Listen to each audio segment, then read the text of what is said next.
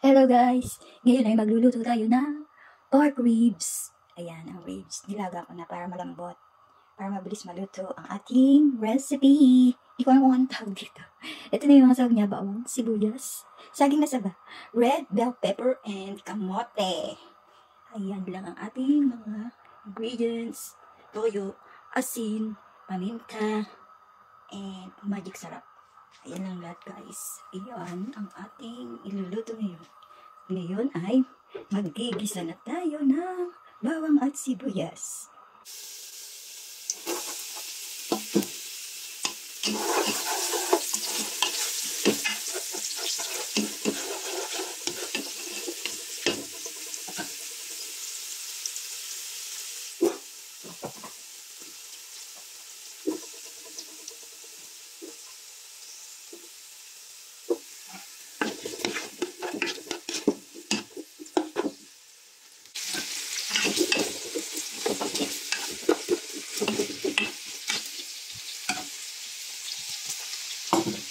Ilalagay natin siya ng asin,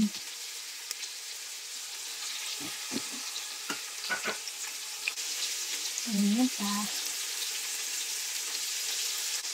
at toyo. Ngayon natin kasahin ang mga lasa. Palambutin na natin guys. Kasi hindi natin palambutin ang kamote.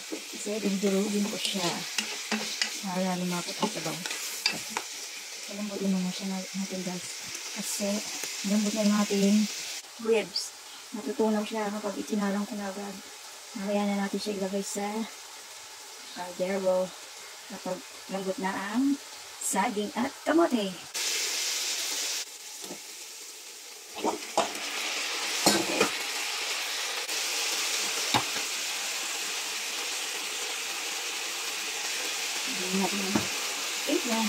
Timplahan natin siya ng sugar dahil ito yung secret na pampasarap.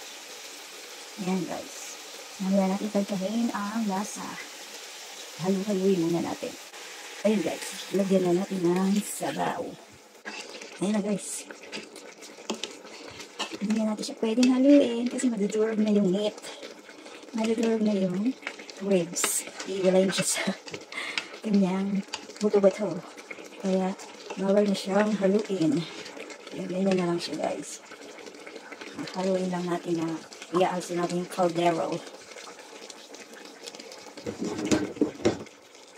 Ayan guys, magdurog muna tayo ng kamote para malapot ang ating ribs.